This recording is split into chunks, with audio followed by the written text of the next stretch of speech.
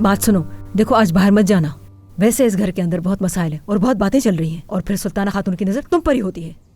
ये तो अच्छा है अगर वो ऐसा कर रही है। दिमाग तो ठीक है तुम्हारा। वो औरत वैसे भी तुम्हारी कहीं शादी करवाने के चक्कर में है। मैं आपसे कह रही हूँ कि वो ऐसा कुछ भी नहीं करेगी। आपको समझ क्यों नहीं आ रहा अम्मी? 1 मिनट रुको जरा। सारे कागजात तो मुकम्मल हो चुके हैं, फिर तुम इतना तैयार होके कहाँ जा रही हो? हाँ मुकम्मल हो गए हैं, लेकिन अभी मेरा बाहर जाना लाजमी है। तो फिर अब क्या करने जा रही हो? शॉपिंग करने जा रही हूँ। करीम साहब ने कहा था कि मेरी जब मर्जी मैं जा सकती हूँ।